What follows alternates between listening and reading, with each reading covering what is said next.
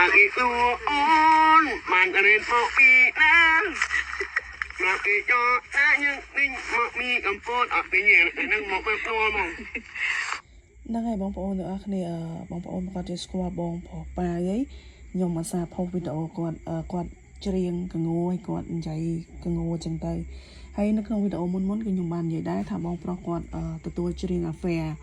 ហើយបងប្អូនយើងគាត់ខមមិនថាច្រៀងអាហ្វែមិនបើសលេងនិយាយមកអញ្ចឹងច្រៀងមកកងោអញ្ចឹងហ្នឹងតែមែនតើបងប្អូនគាត់ទទួលច្រៀងអាហ្វែមែនគាត់ច្រៀង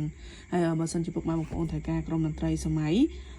មិនថារដូវកាលនេះយើងចប់រដូវកាលចប់ហើយសម្រាប់រដូវកាលថ្មីអាចតំណងជាមួយបងប្រុសបានចង់ឲ្យបងប្រុសទៅច្រៀងបានអញ្ចឹងទៅហើយនេះវីដេអូខ្ញុំថតនៅកម្ពុជាឥឡូវខ្ញុំឲ្យបងប្អូនទាំងអស់គ្នាមើលរូបបងប្រុស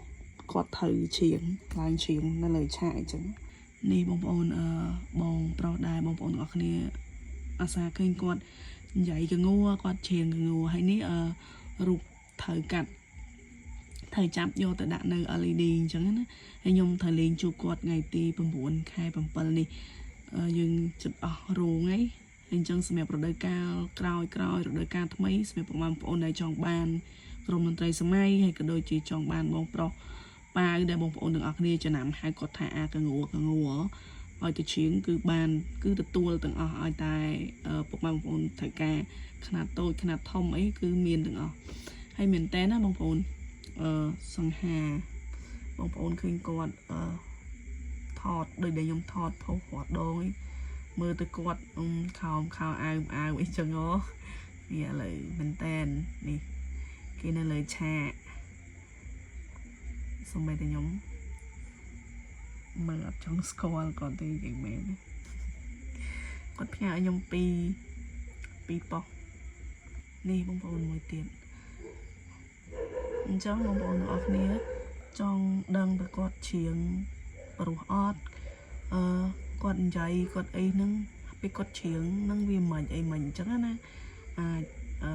ហៅគាត់ច្រៀងបានហើយតាក់ទងជាមួយក្រុមតន្ត្រីសម័យក៏បានដែរនិយាយទៅឲ្យតែថាតាក់ទងក្រុមតន្ត្រីសម័យគឺមានបងប្រុសប៉ាវទៅហើយតាមពិតទៅគោលបំណងខ្ញុំមិន